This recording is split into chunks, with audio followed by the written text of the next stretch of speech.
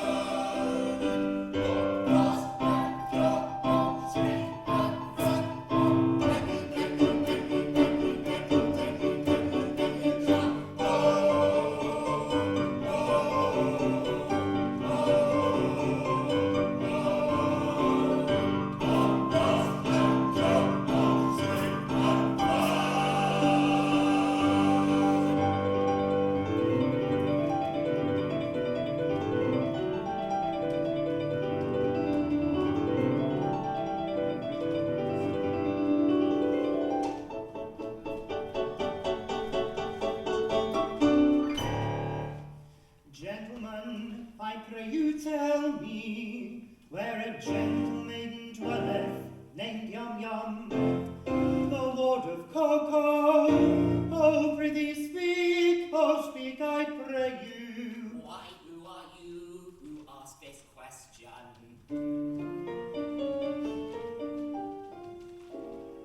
Come, gather round me. Ooh.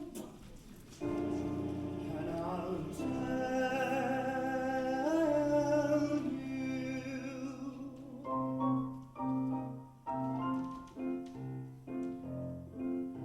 A wandering minstrel, I, a thing of shreds and patches, of ballad songs and snatches, and dreamy lullaby. My catalogue is long through every passion ranging, and to your humours changing, I tune my supple song. I tune my supple song. Are you in sentimental mood? I'll sigh with you. Oh, sorrow. On maiden's coldness do you brood? I'll do so too. Oh, sorrow, sorrow. I'll charm your willing ears with songs of lovers' fears, while sympathetic tears my cheeks bedew. Oh, sorrow, sorrow.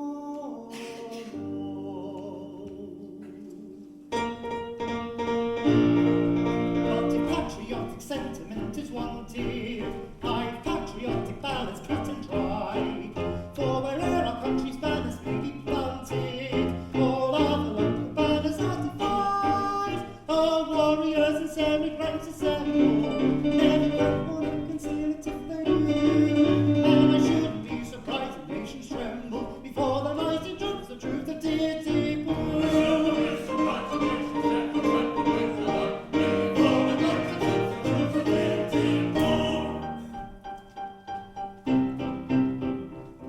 And if you call for a song of the sea, we'll heave the caps and round. Where the yoke heave for the wind is free, our anchors are trip and the helms are lee, a prow for the homeward bound.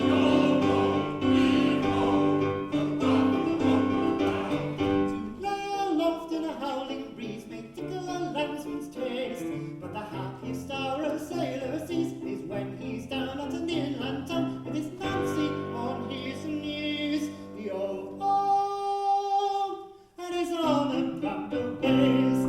The banner caps and off he goes, the fiddler swings us round. With a young people and a Romeo look around and a homeward bound. With a young people and a Romeo, young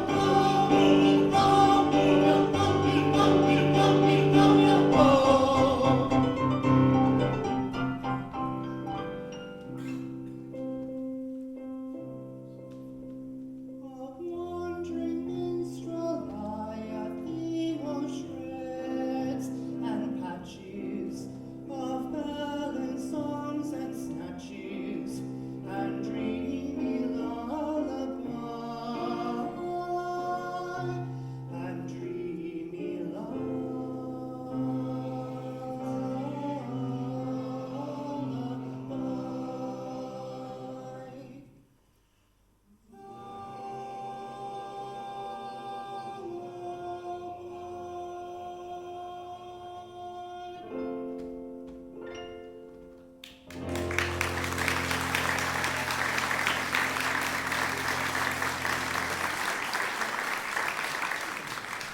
And what may be your interest in Yum Yum? I'll tell you. A year ago, I was a member of the Titipu Town Band. It was my job to take the cap round for collections. While discharging this delicate office, I saw Yum. Oh, we loved each other at once, but she was betrothed to her guardian, Coco, a cheap tailor, and I saw that my suit was hopeless. Judge then of my surprise when I learned that Coco had been condemned to death for flirting. I hurried back at once in the vain hope that Yum would be willing to listen to my protestations. It is true that Coco was condemned to death for flirting, but he was reprieved at the last moment and raised the exalted rank of Lord High Executioner under the following remarkable circumstances.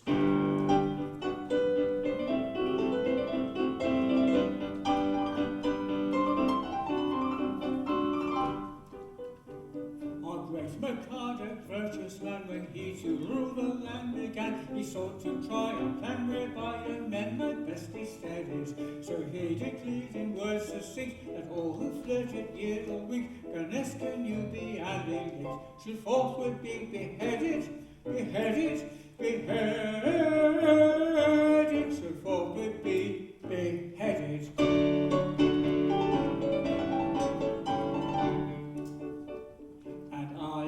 You'll all agree that he was right to so decree that I'm right and you are right and all is right is right with me.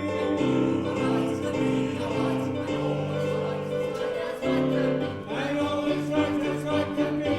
All is right can be.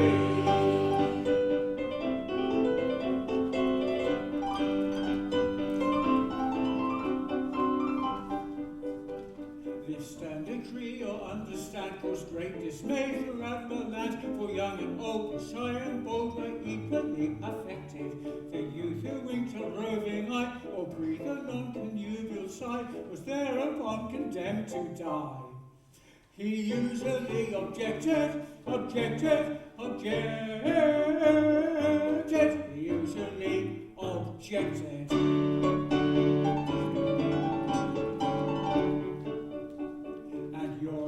As I expect that he was right to so object, and I'm right and you are right and everything is quite correct.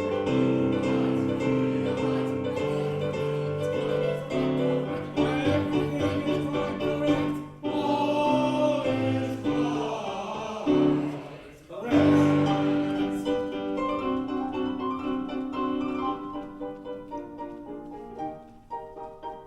And so we sent straight out on bail a convict from the county jail, whose head was next on some pretest condemned to be blown off, and made him hessman, for we said, who's next to be decapitated, cannot cut off another's head until he's cut his own off, until he's cut his own off.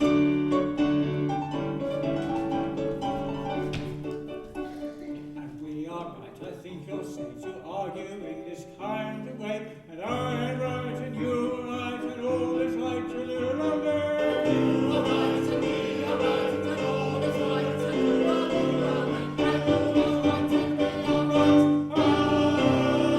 we are right and all is right.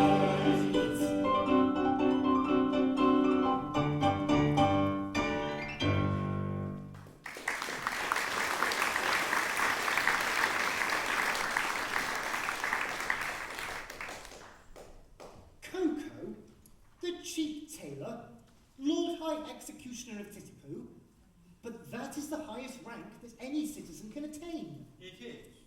Our logical Mikado seeing no moral difference between the dignified judge who condemns a criminal to die and the industrious mechanic who carries out the sentence, has rolled all the ranks into one, and now every judge is his own executioner. But how good of you, for I can see that you are clearly a nobleman of the highest rank, to condescend to tell all of this to me, a mere wandering minstrel. Don't mention it. I am, in point of fact, a rather haughty and exclusive person of pre-Adamite descent. You will understand this when I tell you I can trace my ancestry back to a protoplasmal primordial atomic globule. Consequently, it is my degraded duty to serve this upstart as First Lord of the Admiralty, First Lord of the Treasury, Minister of whatever it was. I thought that'd get you going. Exchequer Lord, Lord High Admiral, Home Secretary, Foreign Secretary, Keeper of the Royal Corgis, and at a salary.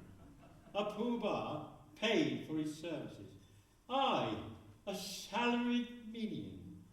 But I do it. It revolts me, but I do it. And it does you credit. But I don't stop at that. I dine with middle-class people. On reasonable terms. I dance at cheap suburban parties for a moderate fee. I also retail state secrets. And any further information about Yum Yum would come under the heading of a state secret. Oh, yes, of course. Ah, There you go. another insult. And I think a light one.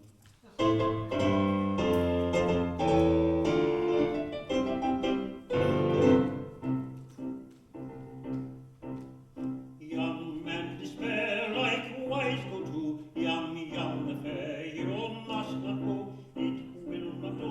I'm sorry for you, you very perfect ablutioner. This very day from school, Yum Yum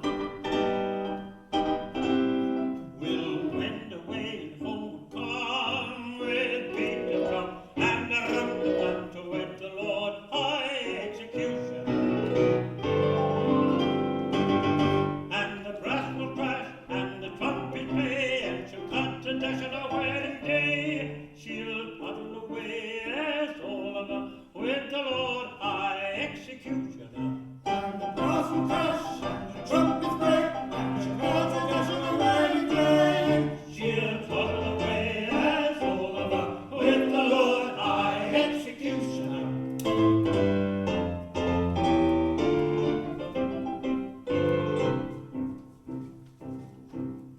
It's a hopeless case, as you may see, and in your place away and flee. But don't blame me, I'm sorry to be of your pleasure a diminution of. They'll vow their practice dreamy soon.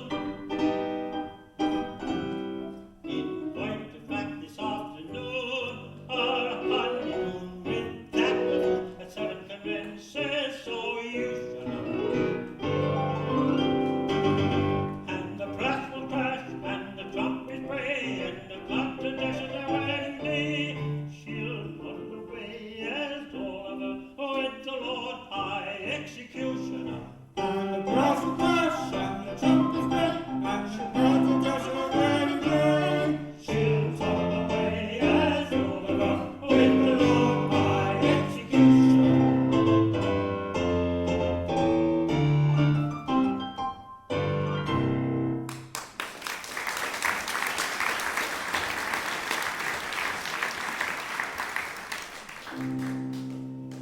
And have I journeyed for a month or nearly to learn that Yum Yum, whom I love so dearly, this day to Coco is to be united. The fact appears to be as you recited. But here he comes, equipped as suits his station. He'll give you any further information.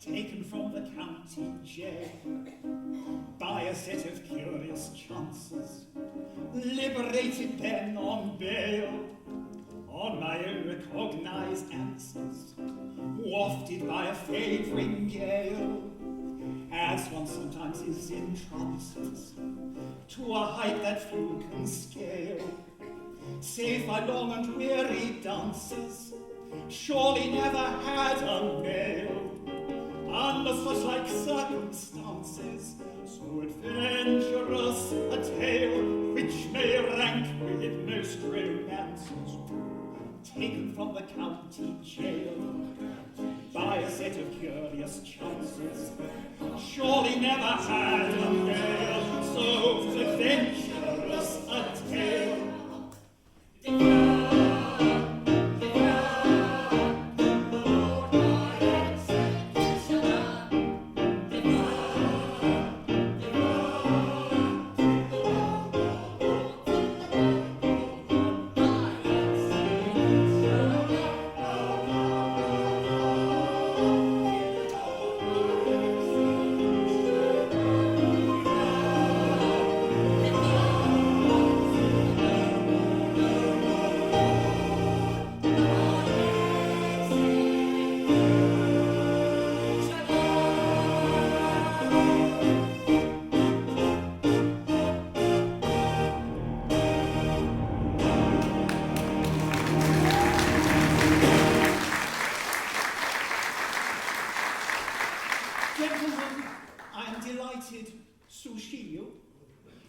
As I hope you know, my attention to duty may be completely relied upon, sire. What am I like? Be serious, for goodness sake. If I should ever be called upon to act professionally, I'm happy to think that there will be no difficulty in finding plenty of people whose loss would be a distinct gain to society at large.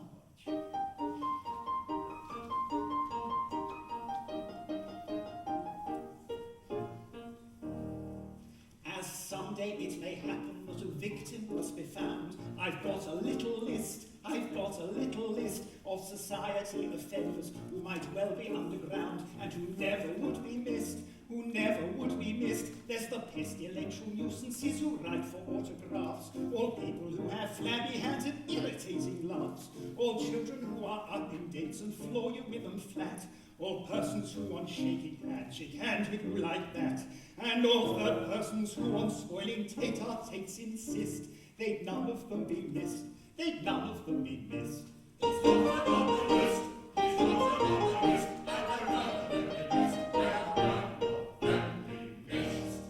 There's the karaoke show-off whose singing's a disgrace, and the piano organist. I got him on the list, and people who've had garlic bread and breathe right in your face. They never would be missed. Then the fitness freak who praises an enthusiastic song the benefits of cold seawater swimming all year long. The half-wit on the motorway who chatters on his phone and seems to think the middle lane is meant for him alone. And that singular anomaly, the NHS dentist. I'd like to join her list, but does she still exist?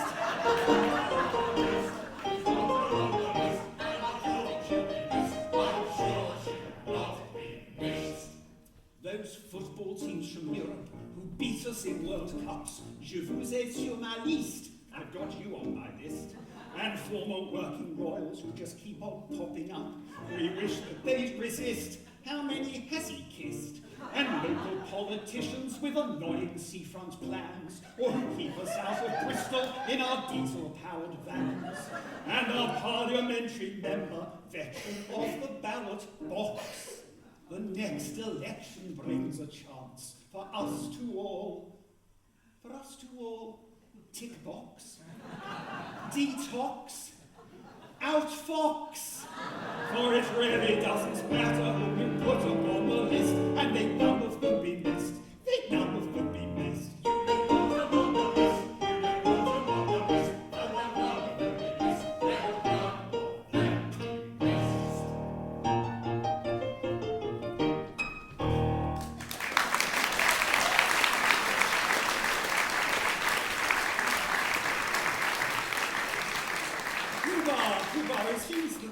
festivities in connection with my approaching marriage must last a week. I should like to do it handsomely, and I want to consult you as to the amount I ought to spend upon them.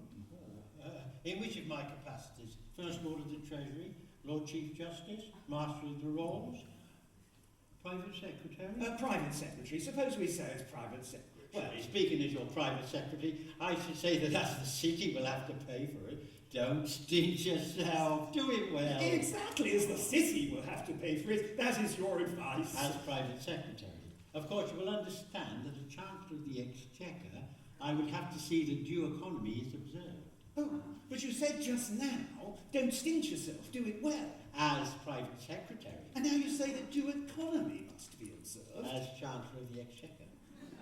I see. Come over here where the Chancellor can't hear us. Now then, as my solicitor, how would you advise me to deal with this difficulty? As your solicitor, I would have no hesitation in chancing. Ha! Thank you, I will. Were it not that as Lord Chief Justice, I would have to see that the law isn't violated. Oh, I see. Come over here where the Chief Justice can't hear us. Now then, as First Lord of the Treasury. Oh, well, as First Lord of the Treasury, I could propose a special vote that would cover all expenses. Were it not that as Leader of the Opposition, I would have to fight it tooth and nail. But then again, as Paymaster General, I could so cook the accounts that as Lord High Auditor, I should never discover the fraud.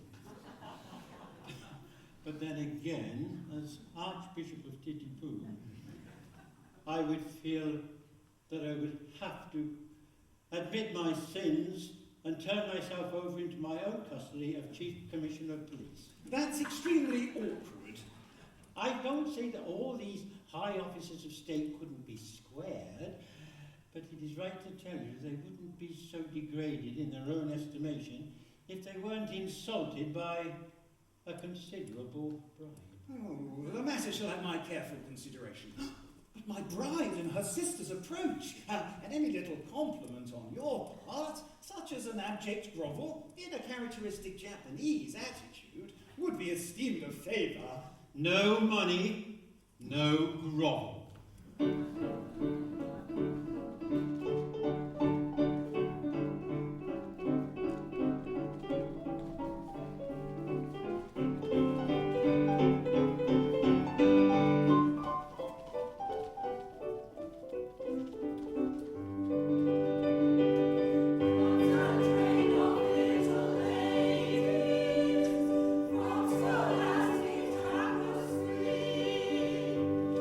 Little, little, little,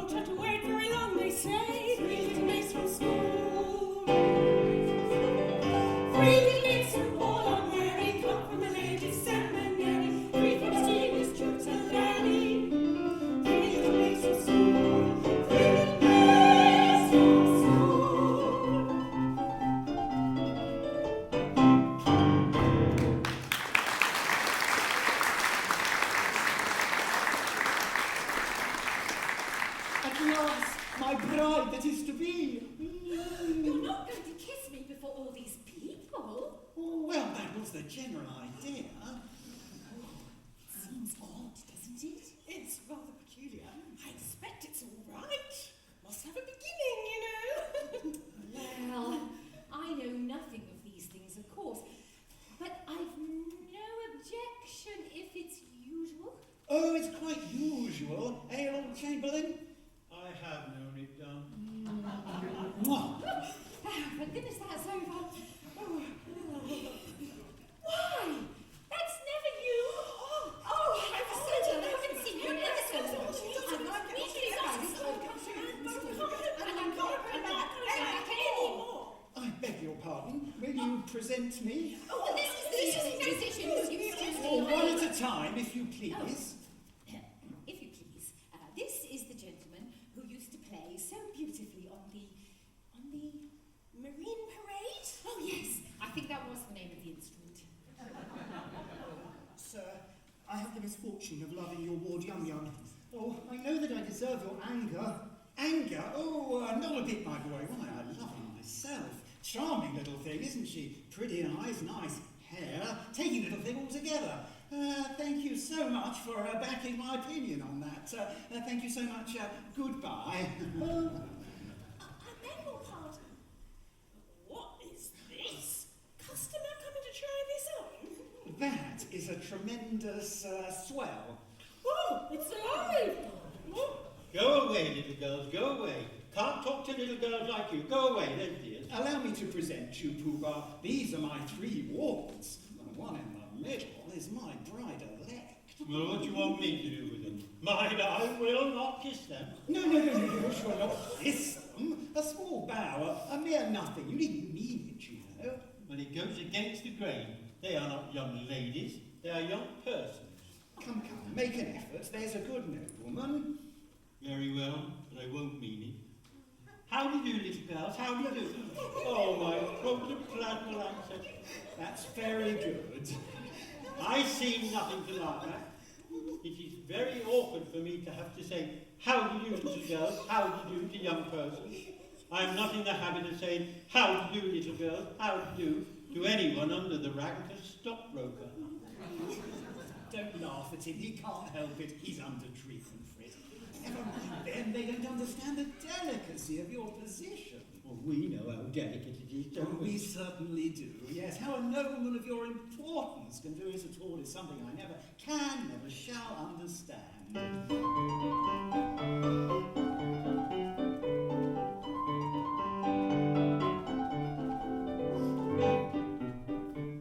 So this is very much regret if we have failed in etiquette. Towards a man of rank so high, we shall know better by and by. Good youth, of course, must have its fleet, so pardon us, so pardon us. And don't in Gownwood's happy spring be hard on us, be hard on us. We're inclined to dance and sing. But youth, of course, must have its fleet, so pardon us. And don't in Gownwood's happy spring be hard on us.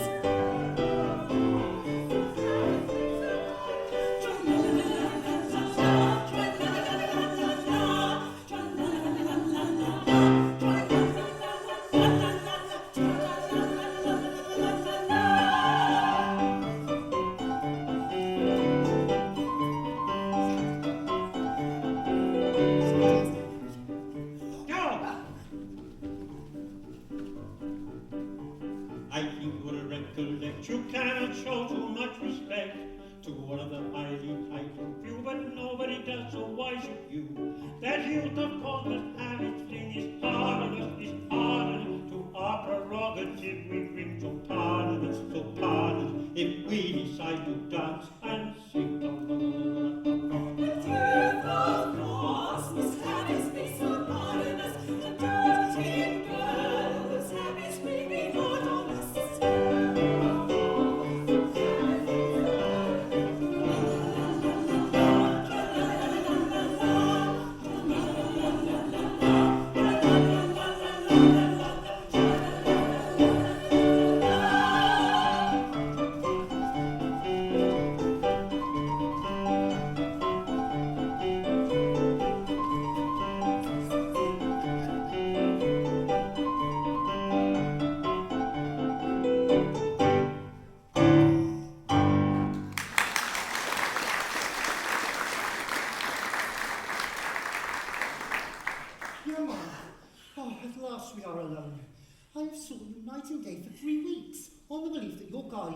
headed. And now I find that you are to wed him this afternoon. Oh, alas, yes. But you do not love him. Oh, alas, no. Modified rapture. But why do you not refuse him? Well, what good would that do? I mean, he's my guardian and he wouldn't let me marry you. But I would wait until you were of age. Ah, well, you forget that in Japan, girls do not arrive at years of discretion until they are 50. I forgot that. The years of 17 to 49 are considered years of indiscretion. Besides, a wandering minstrel who plays a wind instrument outside tea houses is hardly the fitting husband for the ward of the Lord High Executioner. But shall I tell her? Yes, I agree. Thank you. She will not betray me. What if I were to say that I was no musician? There! I was certain of it as directly I heard you play. What if I were to say that I was in fact no other than the son of His Majesty, the Mikado? The son of the Mikado! Oh! But why is your Highness in disguise? And what has your Highness done? And will your Highness promise never to do it again? Ooh.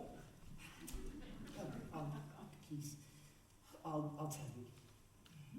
Some years ago, I had the misfortune to captivate Katusha, an elderly lady of my father's court. She misconstrued my customary affability into expressions of affection and claimed me in marriage under my father's law. My father, the Boris Johnson of his era, told me that if I did not marry her on the spot, that I would perish ignominiously on the scaffold. That night, I fled my father's court, and, assuming the disguise of a second trombone, joined the band in which you found me, when I had the happiness of seeing you. Oh, if you please, your Highness had better not come too near. The laws against flirting are excessively severe. But there is nobody around, and we are quite alone. That does not make it right. To flirt is capital. It is capital. And we must obey the law. Oh, Jews take the law. Well, I wish it would, but it won't. Oh, if it were not for the law, how happy we might be. Oh, happy indeed. If it were not for the law, we should be able to stand side by side. Like that. Instead of being obliged to stand half a mile off. Like that. We should be able to gaze into each other's eyes. And breathe sighs of unutterable love. Like that. With our arms around each other's waists. Oh, if it wasn't for the law. If it wasn't for the law. But as it is, of course, we can do nothing of the kind. Not for worlds. Being engaged to Coco. Being engaged to Coco.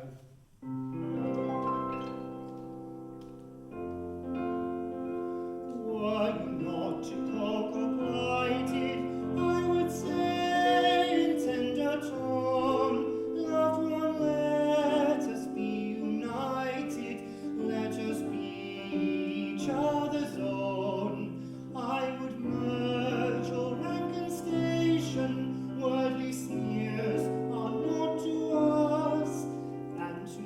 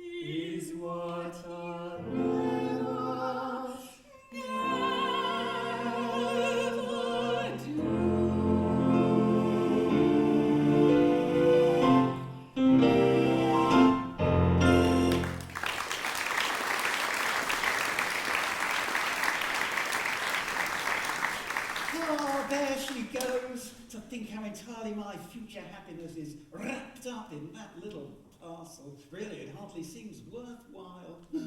Ah, matrimony. Oh, now then, what is it? Can't you see that I'm soliloquizing? You have interrupted an apostrophe, sir. I'm the bearer of a letter from His Majesty the Mikado. A letter from the Mikado? What in the world can he have to say to me? Ah, here it is at last. I thought this would come sooner or later. The Mikado is struck by the fact that no executions have taken place in Titipu for a year, and decrees that unless someone is beheaded within 1 month, the post of Lord High Executioner will be abolished and the city reduced to the rank of a village. But that will involve us all in irretrievable ruin. Yes, there's no help for it. I shall have to execute someone at once. The question is, who shall it be? Well, as you're still under sentence of death for flirting, everything seems to point to you. To me? What are you talking about? I can't execute myself. Why not? Why not? Well, in the first place, self-decapitation is an extremely difficult, not to say dangerous thing to attempt. And in the second, it's suicide, and suicide is a capital offence. That is true. We might reserve that point. Yeah. It could be brought up 6 months hence before the full court. Besides, I don't see how a man can cut off his own head. Well, a man might try. Even if you only succeeded in cutting it half off, that would be something. Yes, it would be seen as an attempt to apply with the Mikado's law. No, pardon me, but there I am, adamant as official headsman. My reputation is at stake, and I cannot consent to embark upon a professional operation unless I see my way to a successful result. Still, as Lord High Executioner.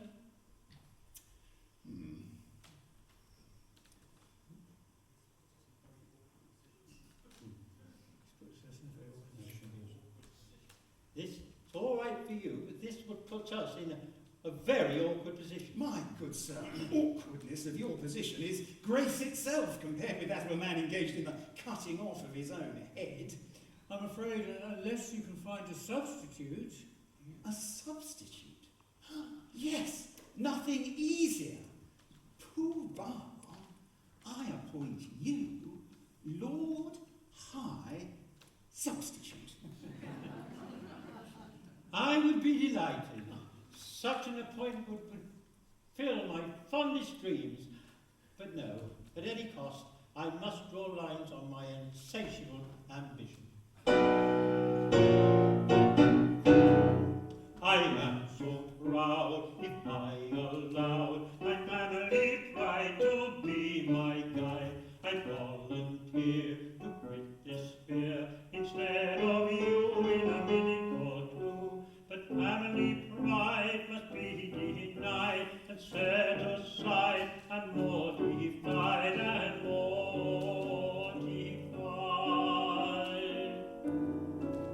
My brain is teems with endless schemes, both good and new, for titty-poo, but if I flit the benefit that I diffuse, the town would lose. Now every man to aid his clan should plot and plan as best he can. I heard one day a gentleman say that criminals who are cut in two can hardly feel the fatal steel, and so are slain without much pain. It is as true as jolly for you, your courage screw to minister due.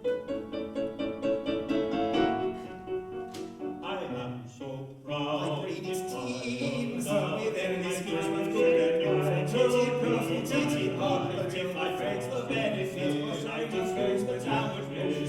Now every man to aid his clan should plot and plan as best he can.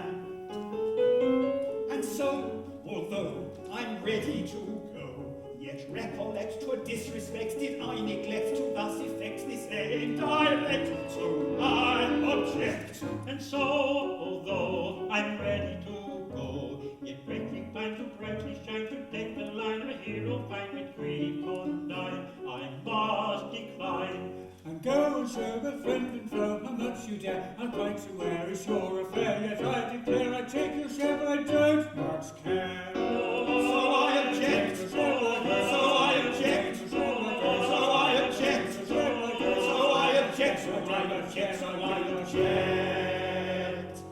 To sit in solemn silence in a dull dark dock, in a pestilential prison with a lifelong lock, awaiting the sensation of a short, sharp shock from a cheap and chippy chopper on a big black block. To sit in solemn silence in a dull dark dock, in a pestilential prison with a lifelong lock, awaiting the sensation of a short, sharp shock from a cheap and chippy chopper on a big black block. A dark, dark block, a lifelong lock, a short, sharp shock, a big black block. To sit in solemn silence in a pestilential prison and awaiting the sensation from a cheap and chippy chopper on a big black block.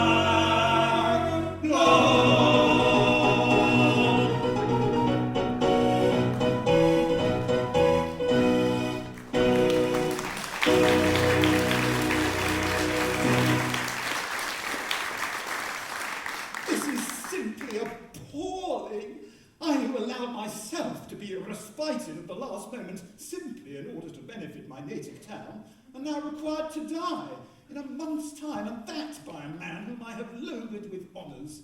Is this public gratitude? Is this... Now then, what is it? Can't you see that I'm soliloquizing? Oh, go on. Don't mind me. What are you going to do with that rope? Well, I'm about to terminate my unendurable existence. Terminate your existence? Nonsense, what for? Because you are going to marry the girl I adore. Nonsense, sir, I can't allow that. I am an humane man, and if you attempt anything of that sort, I shall order your instant arrest. Come, sir, desist at once, or I summon my guard. If you attempt to raise an alarm, I will instantly perform the happy dispatch with this. No, don't do that. This is horrible. Why, you cold-blooded scoundrel, are you not aware that in taking your own life you commit a crime which is... Ooh. Substitute. Is it absolutely certain that you are resolved to die? Absolutely. Will nothing shake your resolution? Nothing. Threats, prayers, entreaties, all useless? All. My mind is made up. Well, if you really mean what you say and you're absolutely resolved to die, nothing whatever will shake your resolution. Don't spoil yourself by committing suicide, but allow yourself to be beheaded handsomely at the hands of the public executioner. Well, I don't see how that benefits me. You don't? No. Oh, observe. You'll have a month to live, and you'll live like a fighting cock at my expense. Then, when the day arrives, there'll be a grand public ceremonial. You'll be the central figure. No one will attempt to deprive you of that distinction. There'll be a procession, marching bands, bells tolling, all the girls in tears, young distracted, and then when it's all over, general rejoicings and the display of fireworks in the evening. You won't see them, but they'll be there all the same. Do you really think that Yum would be distracted upon my death? I'm convinced of it. Bless you, she's the most tender-hearted little creature alive. Well, I would be sorry to cause her pain. Perhaps if I were to leave Japan and travel in Europe for a few years, maybe then I could forget her. No, I don't think you could forget Yum so easily. Besides, what's more miserable than a love-blighted life? True. Well, life without Yum, it seems absurd. And yet there are a great many people who have to deal with it. Poor devils, yes. But you're quite right not to be of their number. No, I won't be of their number. Noble fellow. I'll tell you what we'll do. Let me marry Yum tomorrow, and in a month you may behead me. No, I draw the line at Yum. Very well. If you can draw the line, so can I. No, stop. Wait one moment. Be reasonable. How can I consent to you marrying Yum when I'm going to marry her myself? My good sir, she'll be a widow in a month. You can marry her then. That's true, of course. I quite see that. But dear me, my position in the next month would be most unpleasant. Not half so as unpleasant as my position at the end of it. Oh, sorry. Well, dear me. Oh, well, I agree. After all, it's only putting off my wedding for a month. But, you won't prejudice her against me, will you? You see, I've been educating her to be my wife, and she's been taught to regard me as a wise and good man. And I shouldn't want her views on that point disturbed. Oh, trust me, she will never learn the truth from me.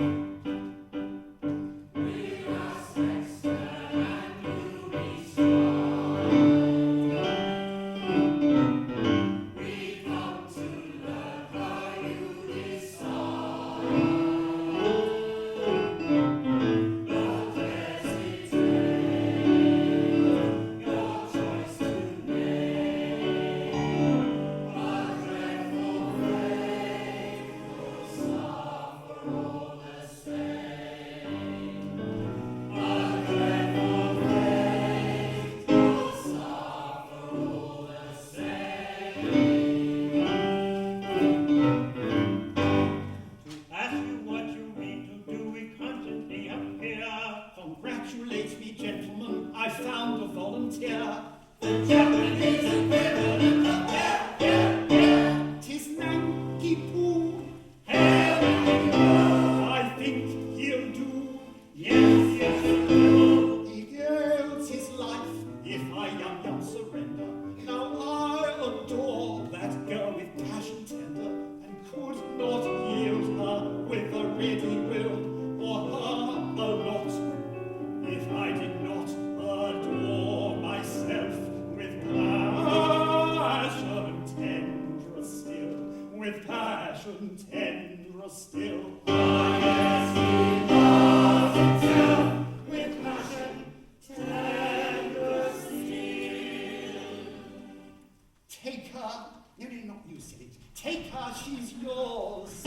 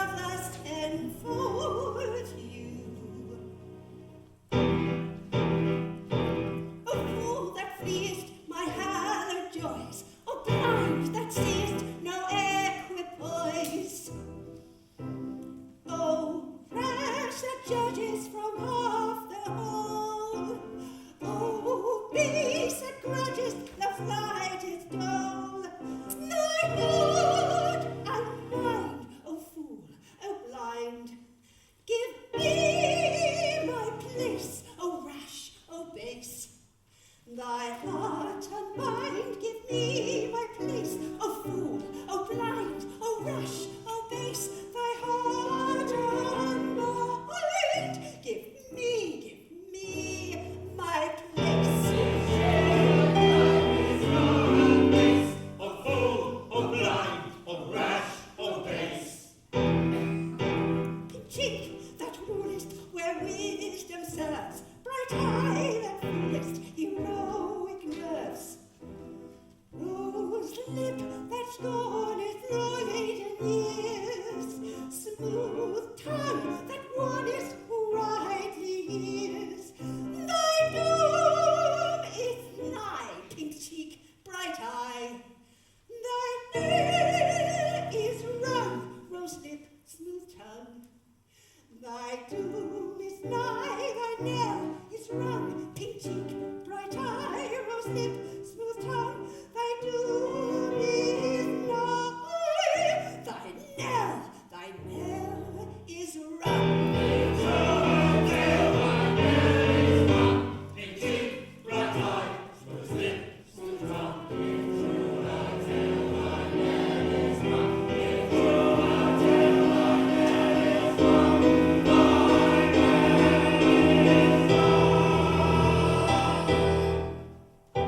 Away, nor prosecute your quest, for our intention well expressed, you cannot turn us. The state of your connubial views towards the person you accuse does not concern us, for he's going to marry you now.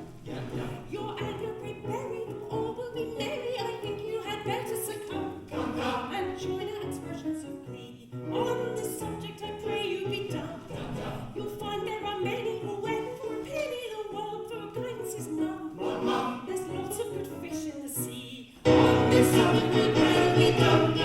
You think you had better succumb. You'll find there are many who went for a penny, There are lots of good fish in the sea. There are lots of good fish in the sea. There's lots of good fish in the sea. There's lots of good fish in the sea, the sea, the sea, the sea, the sea.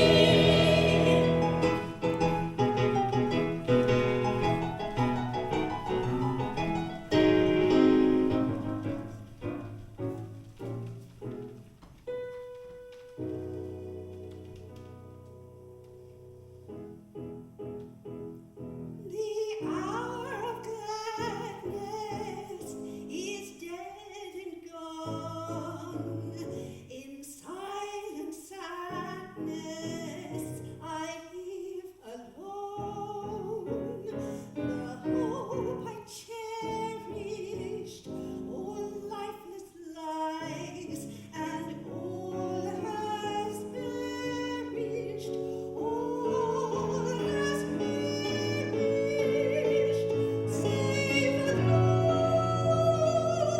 which never dies, which never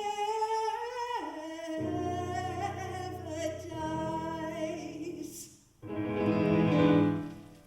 O faithless one, this insult you shall rue. In vain for mercy, on your knees you'll sue. I'll tear the mask from your disguising. Now comes the blow. Prepare yourselves for new surprising. How foil my foe? No minstrel he, despite bravado. I know he is the son of your.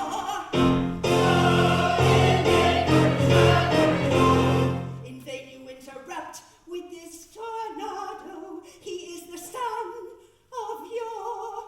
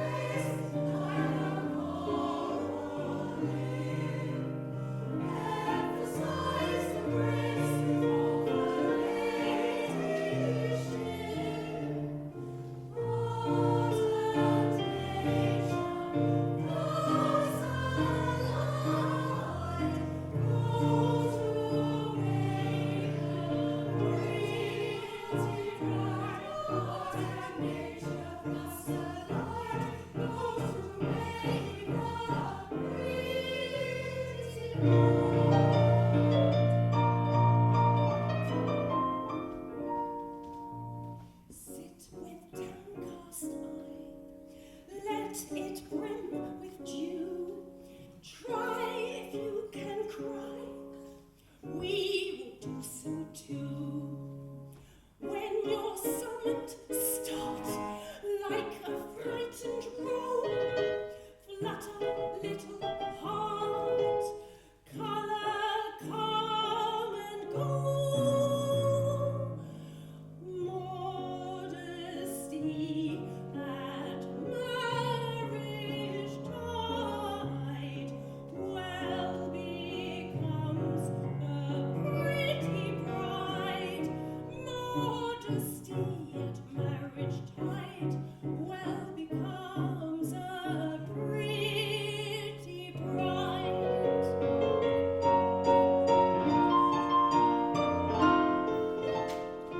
Praise the raven hair, leave the summer dress. Deck the maiden fair with loveliness. Praise the pretty face, tie her coral in. Emphasize the grace of the lady's chin. Art and nature was alike, go to make a pretty bride. Art and nature thus alike, go to make a pretty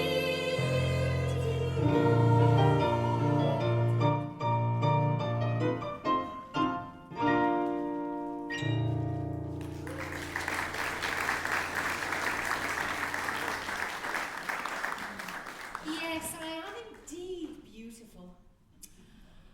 I often sit and wonder in my artless Japanese way why it is that I'm so much more attractive than anyone else in the whole world. Could this be vanity? No, no. Nature is lovely and rejoices in her loveliness. I am a child of nature, and I take after my mother.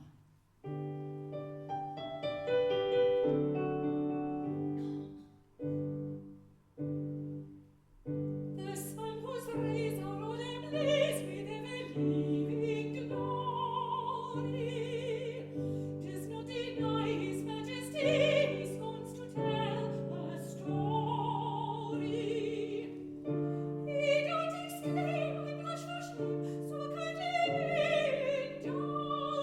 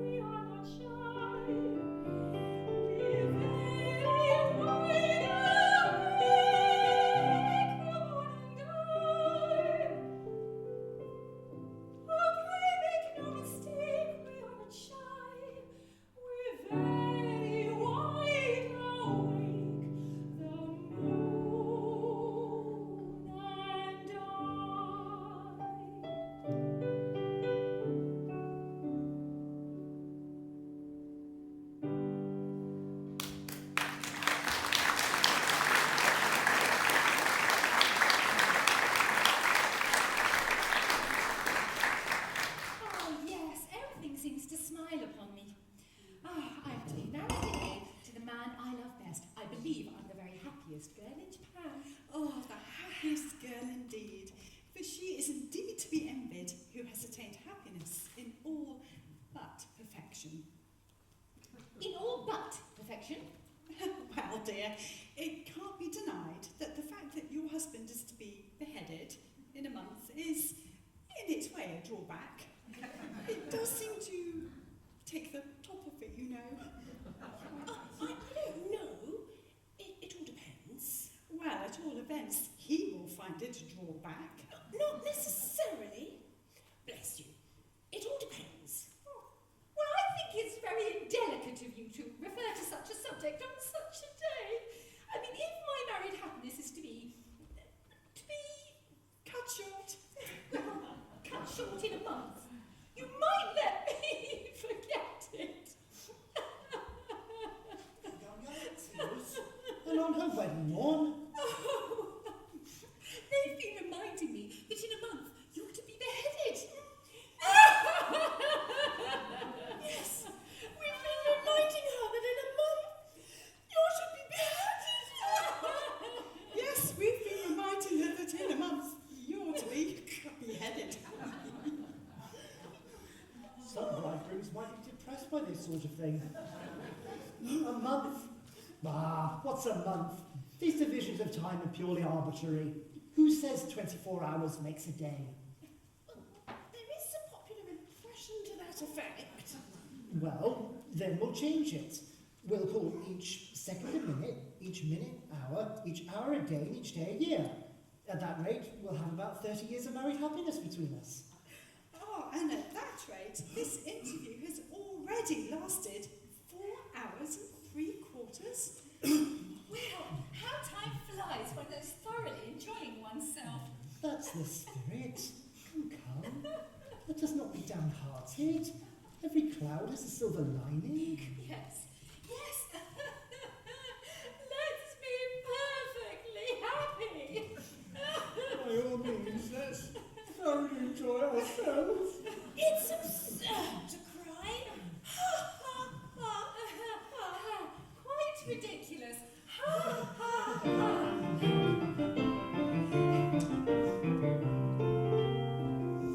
Bright it was our wedding day. Joyous how we give thee greeting. With a heart how fleeting. Fickle moment, pray this day. Fickle moment, pray this day. What then was your joys be hollow? Pleasures come if sorrows follow. Oh, the tocsin sound their long.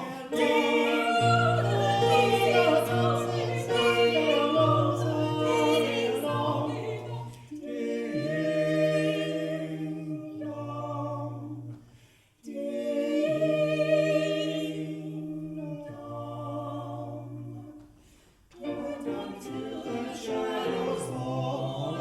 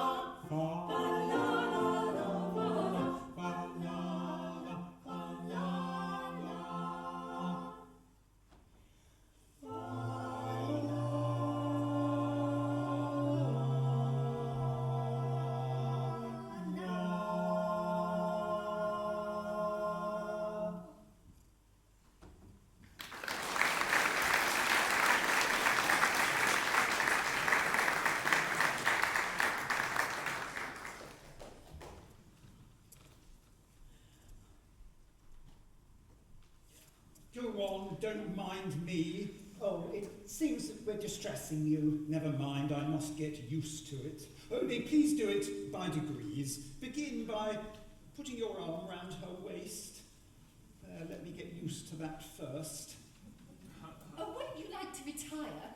I mean, it was paining to see her so affectionate. No, I must learn to bear it. Now, oblige me by putting your head on his shoulder. Like that? I am much obliged. Now, kiss her.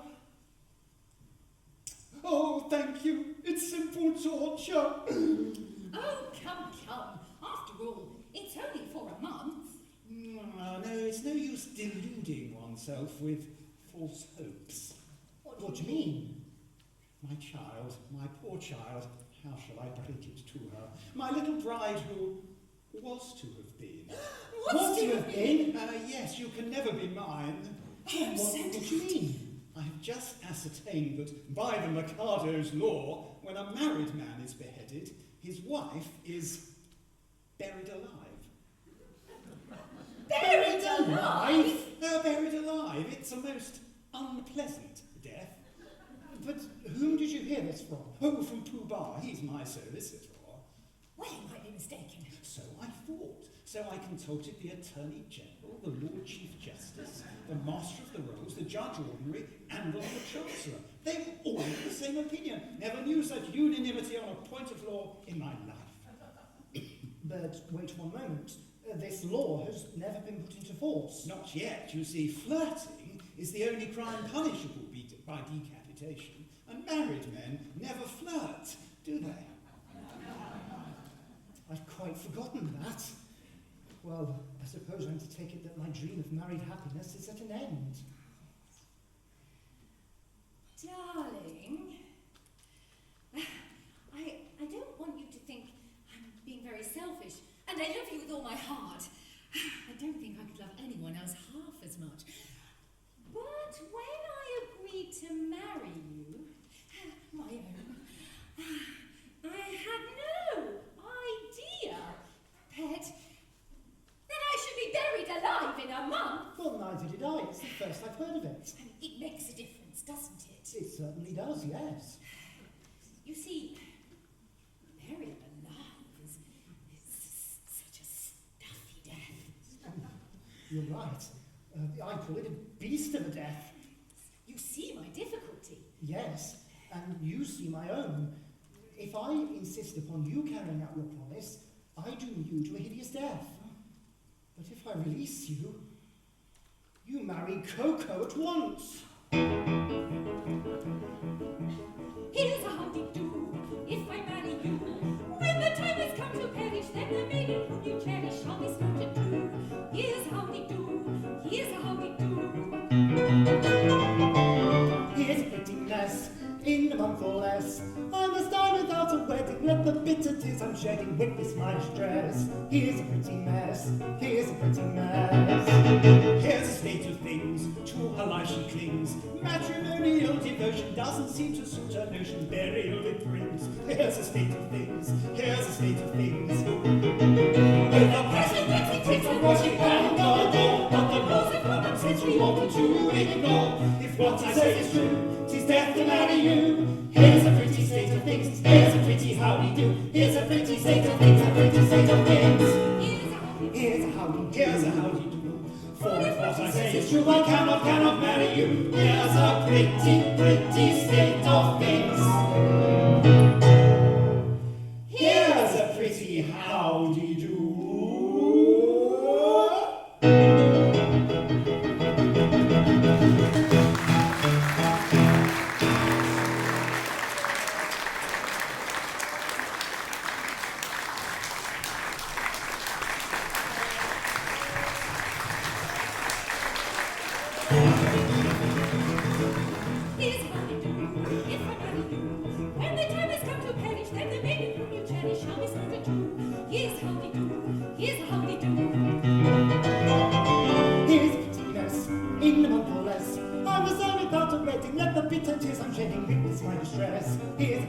yes, here's a pretty mess. Here's the state of things, to her life she clings. Matrimonial devotion doesn't seem to suit her notion, burial it brings. Here's the state of things, here's the state of things. With a passion that it takes to worship and no more, but the loss of common sense we wanted to ignore. If what I say is true, 'tis death to marry you. Here's a pretty state of things, here's a pretty how we do. Here's a pretty state of things, a pretty state of things. Here's a how to do. For if what I say is true, I cannot marry you. Here's a pretty state of things. Here's a pretty howdy-do.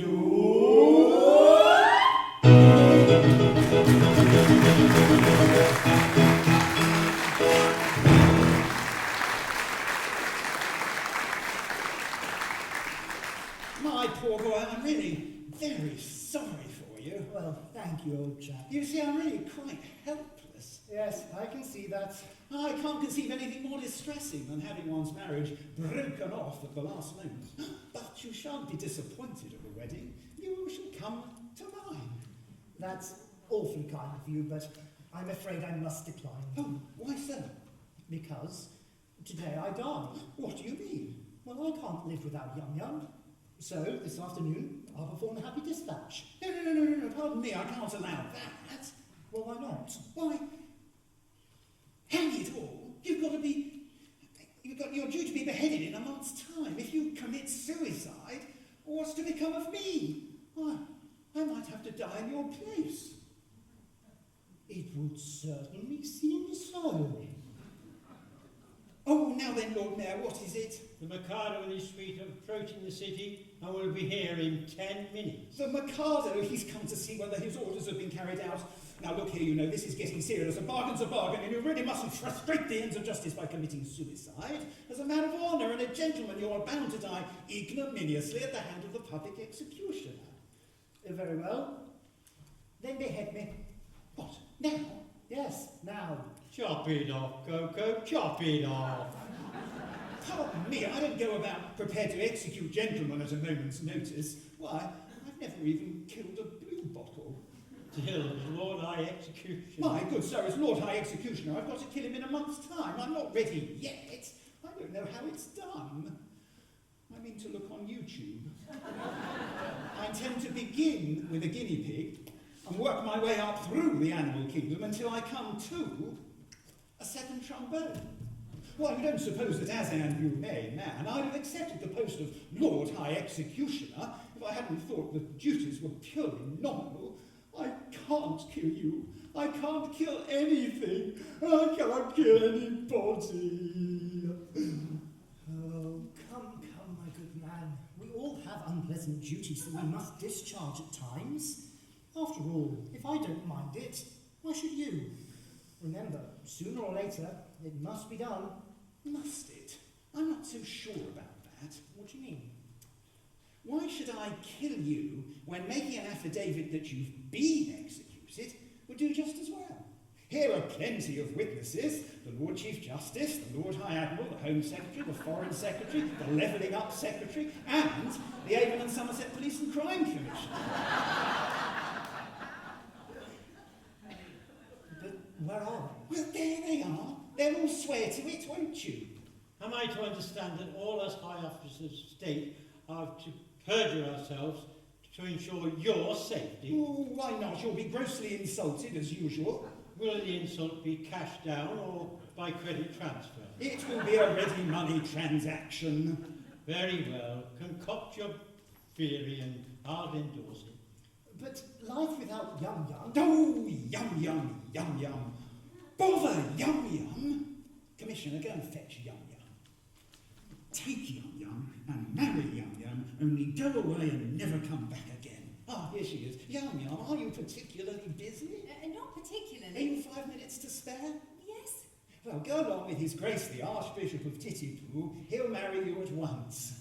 But if I'm to be buried alive... No, don't ask questions. Do as I say and Nanki Poo will explain all. But one moment... No, not for worlds. Here comes the Mikado. No doubt to check whether I've obeyed his decree. And if he finds you here alive, I shall have the greatest difficulty in persuading him that I've beheaded you. Close thing that, for here he comes.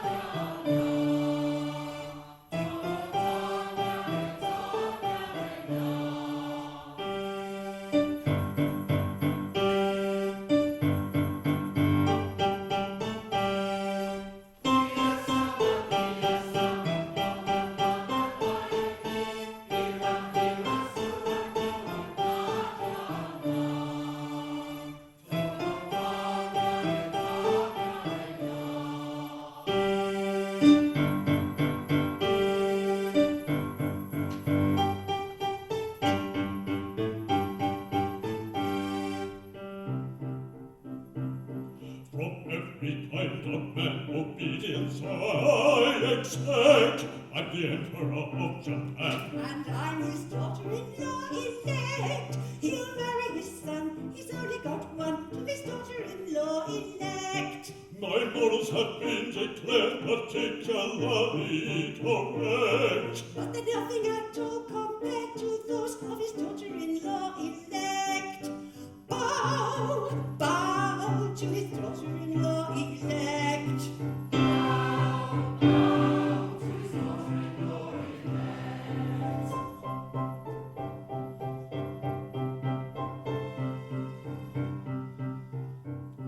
In a fatherly kind of way, I govern each tribe and sect, or cheerfully own my sway. Except his daughter-in-law elect, as tough as a bone with a will of her own, is his daughter-in-law elect. My nature is love and light, my freedom from all defect.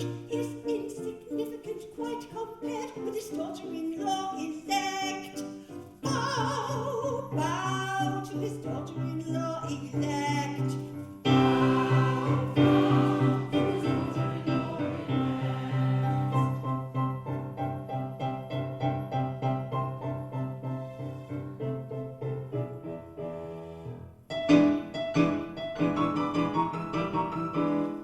A more humane Mikado never did in Japan exist. To nobody's second, I'm certainly reckoned a true philanthropist. It is my very humane endeavor to make, to some extent, each evil lever a running river of harmless merriment. My object more sublime I shall achieve in time, to let the punishment fit the crime, the punishment fit the crime, and make his prisoner pent, unwillingly represent a source of innocent merriment, of innocent merriment.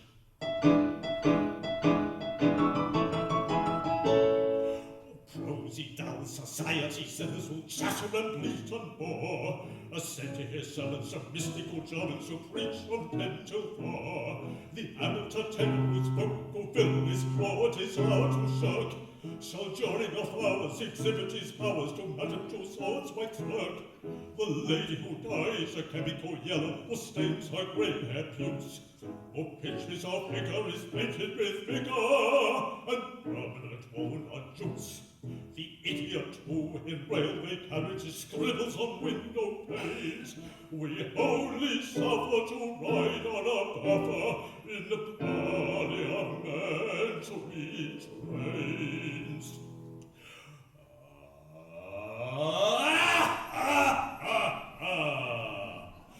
My object was sublime, I shall achieve in time, to make the punishment fit the crime, the punishment fit the crime, and make each prisoner pent, unwillingly represent a source of innocent merriment, of innocent merriment. His object was sublime, he will achieve in time, to make The punishment fits the crime, the punishment fits the crime.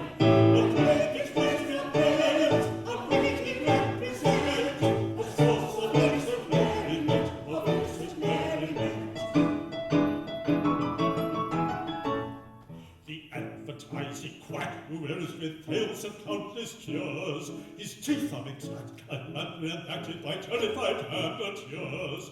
The musical singer attends a series of asses and mules and hops, by barking to over the trumpets and mountain and classical Monday pops.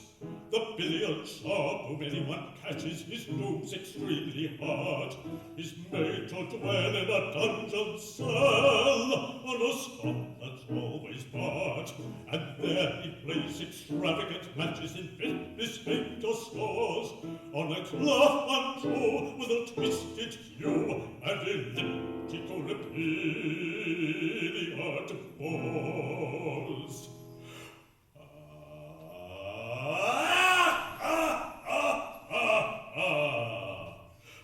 My object was sublime, I shall achieve in time, to let the punishment fit the crime, the the punishment with the crime, and make each prisoner bent, unwillingly represent a source of innocent merriment,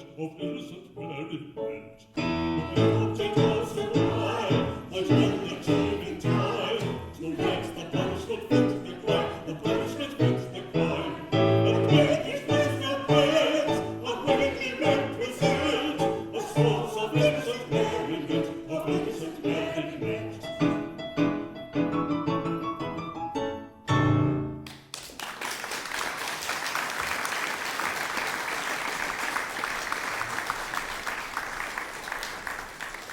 I am honoured in being permitted to welcome your Majesty. I guess the object of your Majesty's visit, your wishes have been attended to. The execution has taken place. Oh, you've had an execution, have you? Oh, yes, the coroner has just handed me his certificate. I am the coroner. And this is the certificate of his death.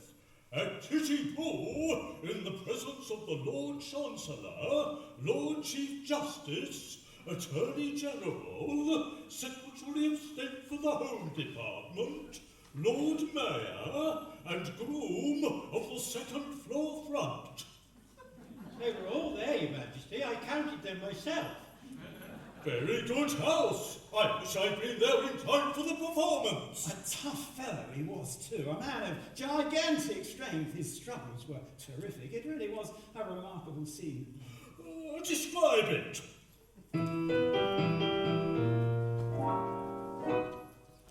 The criminal cried as he dropped him down in a state of wild alarm.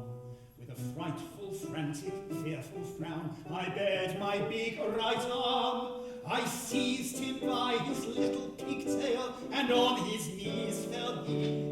As he squirmed and struggled and gurgled and guggled, I drew my snicker sleeve, my snicker sleeve.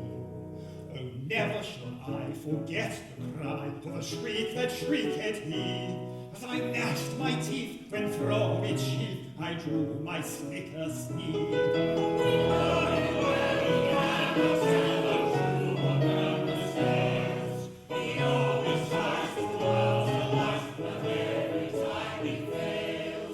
He shivered and shook as he gave the sign for the stroke he didn't deserve.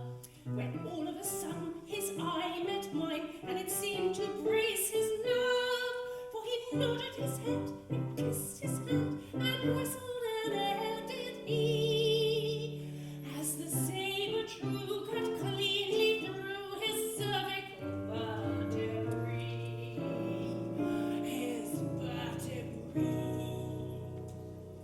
When a man's afraid, a beautiful maid is a charming sight to see, and it's so I'm glad that moment sad is soothed by sight of me. The terrible tale God has said, with truth it quite agrees. A taste exact for both his fact amounts to a disease. And though you'd have said that head was dead, for its owner dead was he, it stood on its neck with a smile well bred, and bowed 3 times to me. It was none of your impotent off and not, but as humble as could be, for it clearly knew the deference due to a man of pedigree, And it's all I vow that death we vow was a touching sight to see. Though drunk as yet, he couldn't forget the deference due to me. This makes the truth wherever he finds it pays, but in this case it all took place exactly as he said, exactly as he said.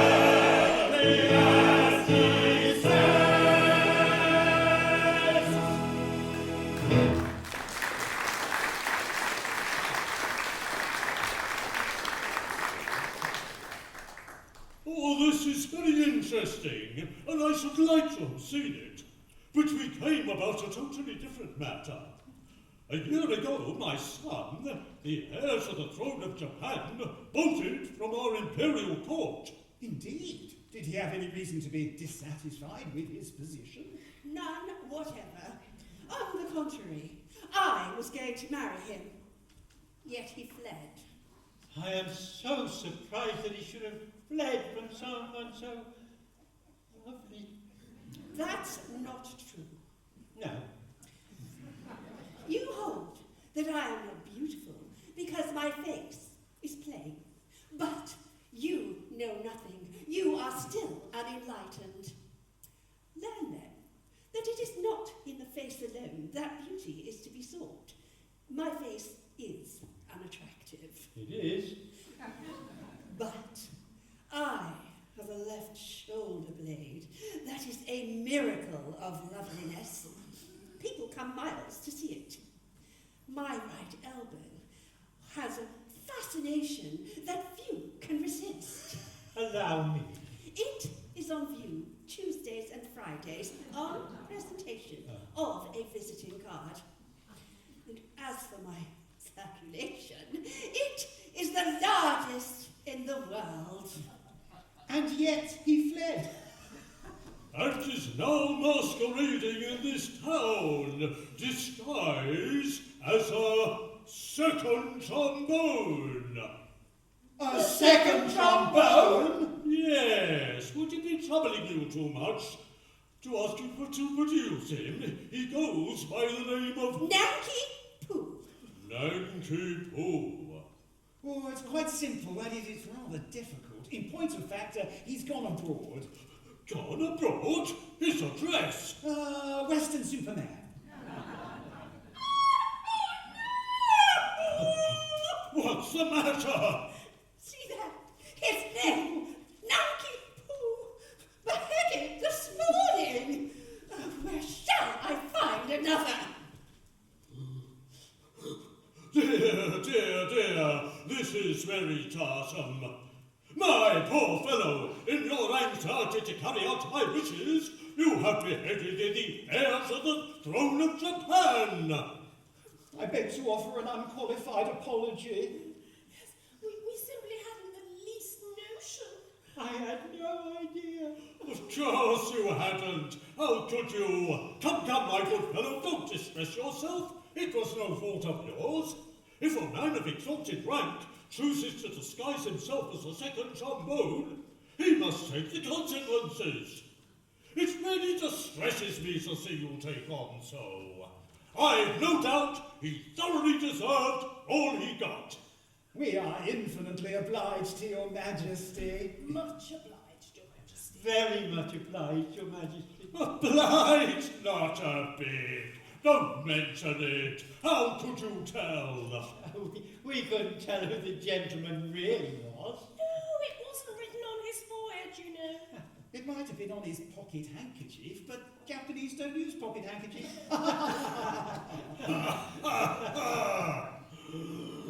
I forget the punishment for compassing the death of the heir apparent. Punishment? Yes, something lingering, with boiling oil in it, I fancy. Something of that sort. I think boiling oil occurs in it, but I'm not sure. I know it's something humorous, but lingering, with either boiling oil or melted lead. Come, don't fret. I'm not a bit angry. If your majesty will accept our assurance, we really had no idea. Of course. I knew nothing about it. I wasn't there. That's the pathetic part of it. Unfortunately, the fool of an act says, compassing the death of the heir apparent. There's not a word about a mistake. No. Or not knowing. No. Or having no notion. No. Or not being there. No. There should be, of course. Yes. But there isn't. Oh. That's the slovenly way in which these acts are always drawn. However, cheer up, it'll be all right. I'll have it altered. Next session. Now, let's see about your execution. Will after luncheon suit you? Can you wait till then? Oh, yes. We can wait till then. Then we'll make it after luncheon. I don't want any lunch. I'm really very sorry for you all, but it's an unjust world, and virtue is triumphant only in theatrical performances. See all the things then, it's a lot. For A is happy, B is not, yet B is worthy, I dare say, of more prosperity than A. Is he more worthy? I should say he's worth a great deal more than A. A is happy, Oh, so happy, laughing, ha-ha, chuffing, ha-ha, nectar, puffing, ha-ha-ha. Ever joyous, ever gay, happy and deserving A. Ever joyous, ever gay, happy and deserving A.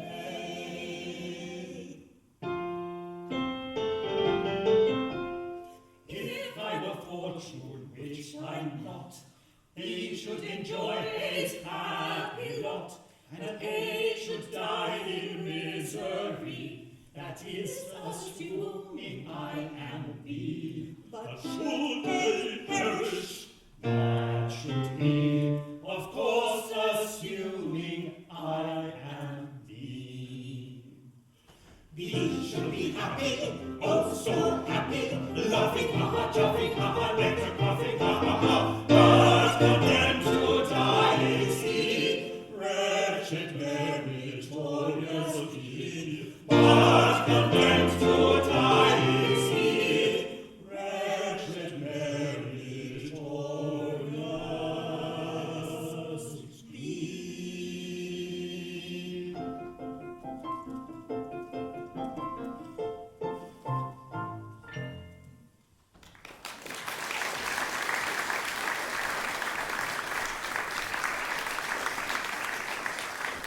Well, that's a fine mess you got us into with your nodding head and the deference due to a man of pedigree. Merely corrupted detail intended to give artificial reference to... Corroborative detail? Yeah. Corroborative fiddlesticks? Dan, you're no better than him with your cock and bull story about catching his eye and him whistling an air. But that's so like you, you must put in your all.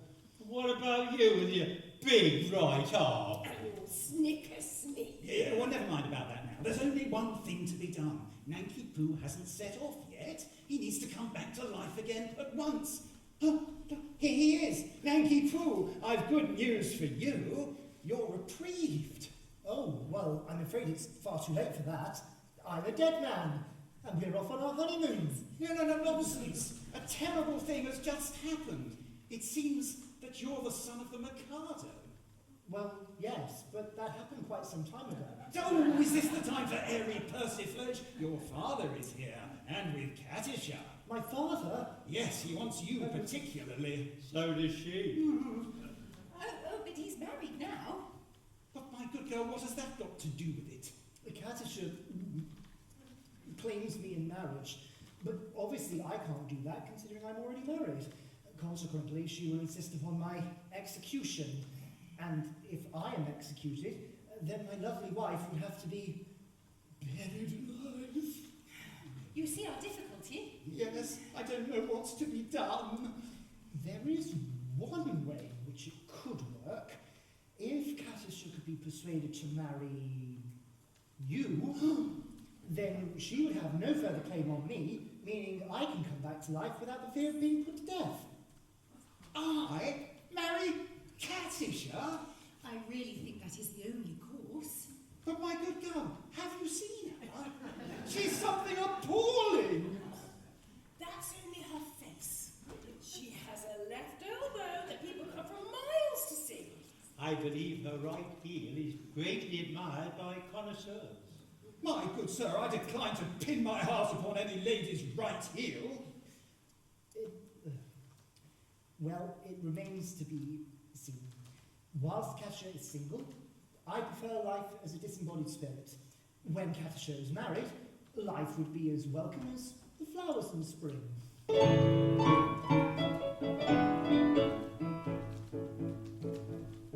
The flowers that bloom in the spring, tra-la, bring promise of merry sunshine. For we merrily dance and we sing, tra-la, and welcome the hope that they bring, tra-la, of a promise of roses and wine, of a summer of roses and wine. And that's what I mean when I say that a thing is welcome as flowers that bloom in the spring. Tra-la-la-la-la, tra-la-la-la-la, the flowers that bloom in the spring. Tra-la-la-la-la, tra-la-la-la-la, tra-la-la-la-la-la.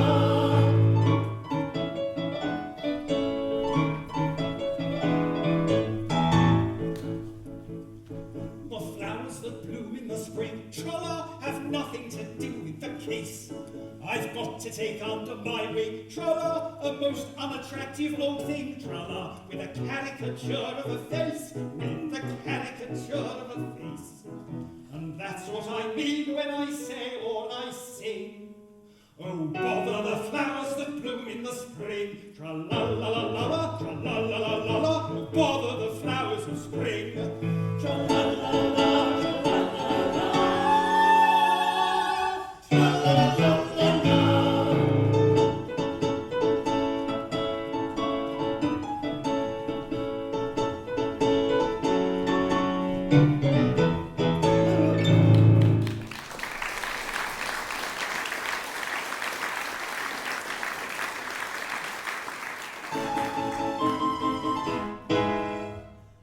Alone and yet alive. Oh, sepulchre, my soul is still my body's prisoner. Remote the peace that death alone can give. My doom to wait, my punishment to live.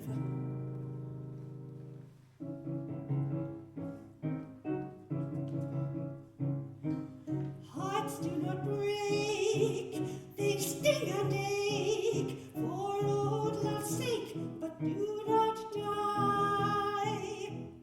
Though with each breath they long for death, as witnesseth the living eye, the living eye. Oh, living eye, come tell me why, when hope is gone, dost thou stay on? Why linger here where all is drear? Oh, living eye, come tell me why, when hope is gone, dost thou stay on? May not the cheated maiden die. May not the cheated maiden die.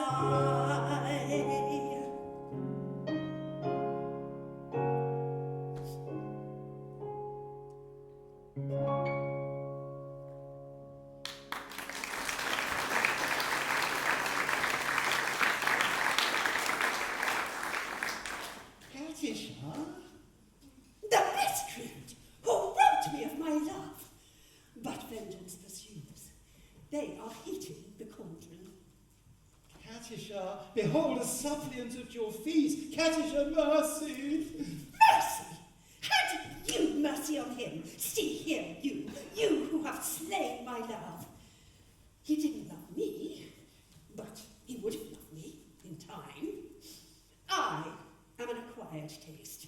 Only the educated palate can appreciate me. I was educating him when he left me. Well, now he's dead. And where shall I find another? It takes years to train a man to love me. Am I to go through the weary round again, and at the same time implore mercy for you, who have robbed me of my prey? I mean, my pupil? Just as his education was on the point of completion, where shall I find another? Here! What?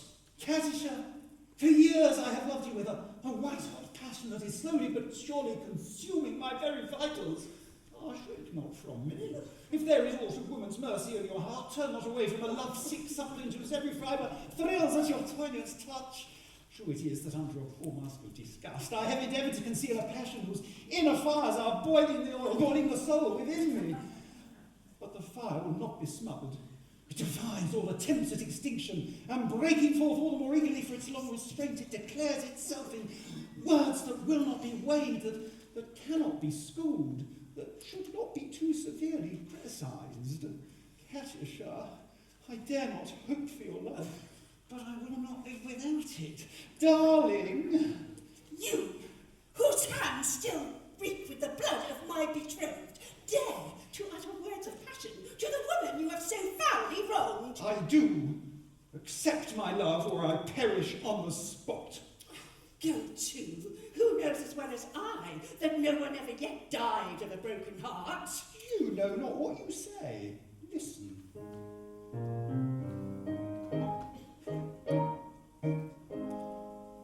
On a tree by a river, a little tomtit sang willow, tit willow, tit willow. And I said to him, Dicky bird, why do you sit singing willow, tit willow, tit willow? Is it weakness of intellect, birdie, I cried, or a rather tough worm in your little inside? With a shake of his poor little head, he replied, Oh, willow, tit willow, tit willow.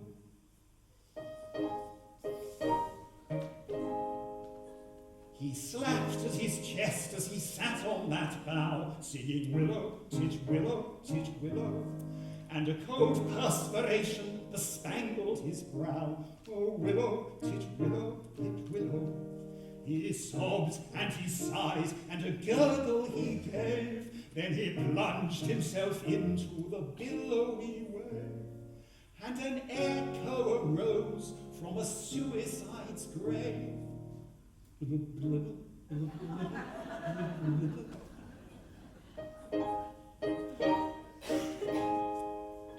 Now I feel just as sure as I'm sure that my name isn't Willow, tit willow, tit willow. But was blight-haired affection that made him exclaim, Oh, willow, tit willow, tit willow. And if you remain callous and obdurate, I shall perish as he did, and you shall know why. Though I probably shall not exclaim as I die, Oh, willow, tit willow, tit willow.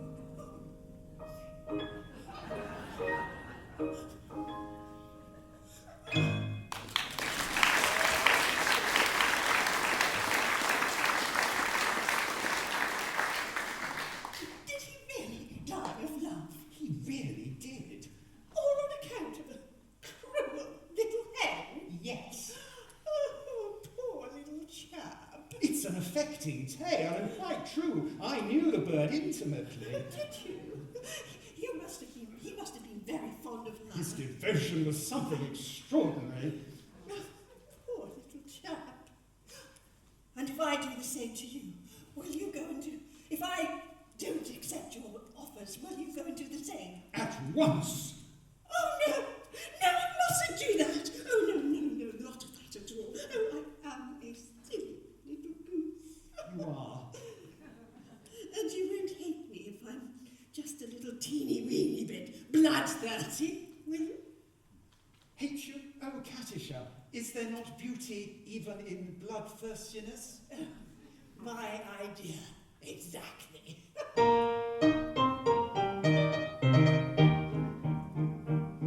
There is beauty in the bellow of the blast. There is grandeur in the growling of the gale. There is eloquent outpouring when the lion is roaring and the tiger is the lashing of its tail. Yes, I like to see a tiger from the Congo or the Niger, especially when he's lashing of his tail. Volcanoes have a splendor that is grim, and earthquakes only terrify the dogs. But to those who are scientific, there is nothing more terrific than the falling or the flight of thunderbolts. Yes, in spite of all my meekness, if I have a little weakness, it's a passion for the flight of thunderbolts. If that is so, sing derry down derry, it's evident derry our tastes are one. Away we'll go and merrily marry mortality, tarry till day is done.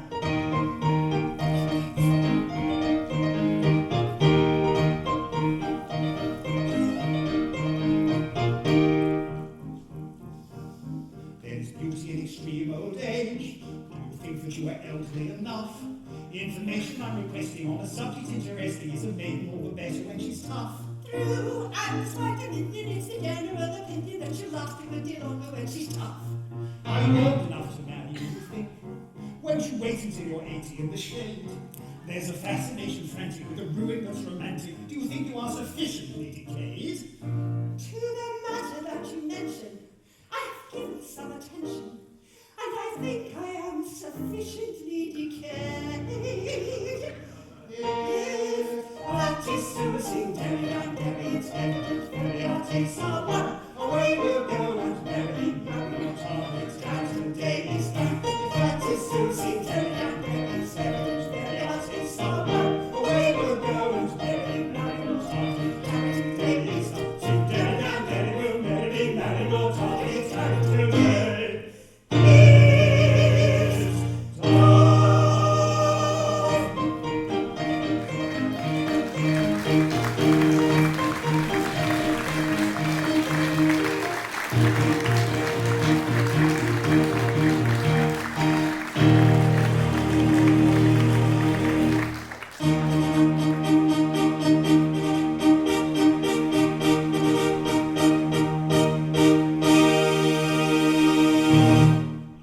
Now then, we've had a capital lunch, and we're quite ready. Have all the painful preparations been made? Your Majesty, all is prepared. Then produce the unfortunate gentleman and his two well-meaning but misguided accomplices.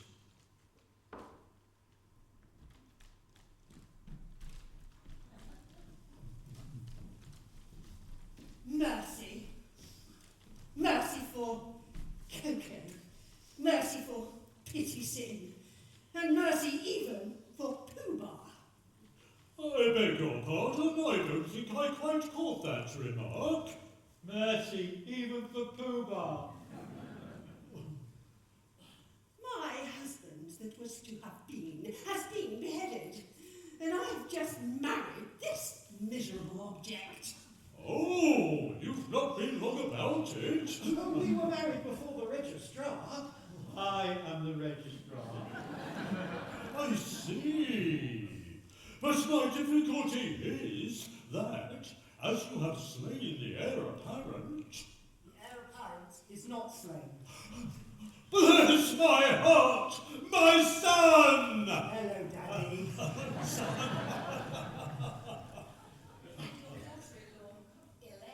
Traitor! You have betrayed me! Yes, you are entitled to a little explanation, but I think he will give it better whole than in pieces. It's like this, Your Majesty. It's true that I stated that I had killed Nanki Poo. Yes, with most effective particulars. Very corroborative detail in how Will you refrain from putting in your oar? It's like this. When Your Majesty says let a thing be done, it is as good as done. Practically it is done, because Your Majesty's will is law. Your Majesty says, kill a gentleman, and a gentleman is taken off to be killed. Consequently, he is as good as dead. Practically, he is dead. And if he is dead, why not say so?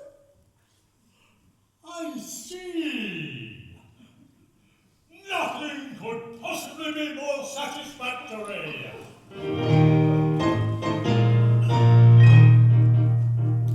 For he's gone and married young. Your anger break merry, for all will be merry. I think you had better succumb and join our expressions of glee. On this subject I pray be done. Your notions are many and not worth a penny. The word for your guidance is none. You've a very good bargain in me.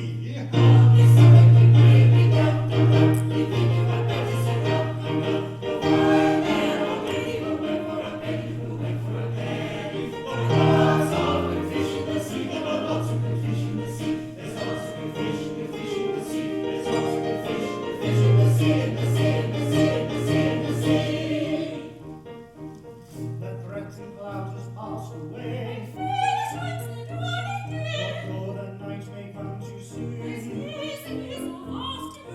Then there's the dawn, the joy at last, with loving song. As merry dust with the throng, and joy at last, with loving song, and merry dust with loving song, and merry dust with loving song. With joyous shout, and making cheer, give all the ranks, inaugurate the new current. With joyous shout and making cheer, inaugurate the new current. With joyous shout and making cheer, inaugurate the new current. Song and merry songs, song and merry songs. With song.